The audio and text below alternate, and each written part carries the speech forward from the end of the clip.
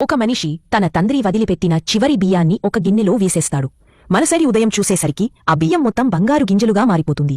అవి తిన్న తర్వాత తెలుసుకుంటాడు, ఇది సాధారణ గిన్నె కాదు, ఒక మాయా ఖజానా. ఆ తర్వాత అతను ఆ గిన్నెలలో వెనుకనన్న కొండలపైకి తీసుకెళ్లి దానిలో ఔషధ మొక్కలు వేస్తాడు. వెంటనే ఒక గట్టి వెలుగు వెలుగుతుంది. ఆ ఔషధాలు మాయాజాలంతో నిండిపోతాయి. ఆ శక్తిని తనలో కలుపుకుంటాడు. దాంతో అతని శక్తి ఒక మహాగురువు స్థాయికి చేరుతుంది. చిన్ననాటినుంచి అందరూ అతన్ని చాలా చిన్నవాడిగా, పనికిరానివాడిగా తీసుకున్నారు.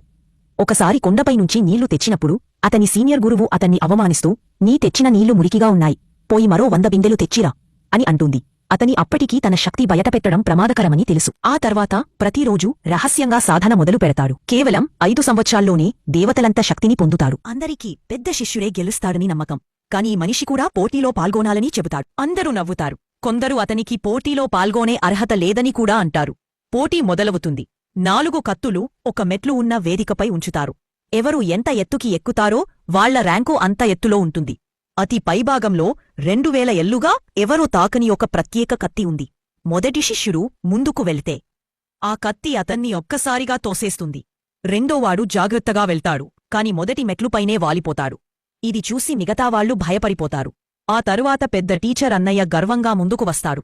సులభంగా 3 మెట్లుకు చేరుకుంటాడు. అందరూ అతని పొగడ్తలు మొదలుపెడతారు. అతను మరింత శక్తి పెట్టి 8వ మెట్లుకు చేరుతాడు. అక్కడి నుంచి అతను ప్రదర్శన చేస్తూ ఆ మనిషిని ఎగతాళి చేస్తూ, నీకు జీవితాంతం ప్రయత్నం చేసినా నా సగం శక్తి కూడా రావు అని అంటాడు. కాని ఆ సమయంలో ఆ మనిషిసుకుని ధ్యానం చేసి ఒక్కసారిగా అతని పక్కన ప్రత్యక్షమవుతాడు.